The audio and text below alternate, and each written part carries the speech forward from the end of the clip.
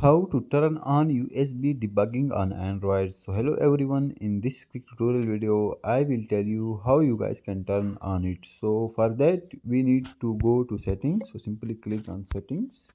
Once we click on settings, here you guys will see a lot of options. Also on top you guys can see search bar. So simply click on that search bar option.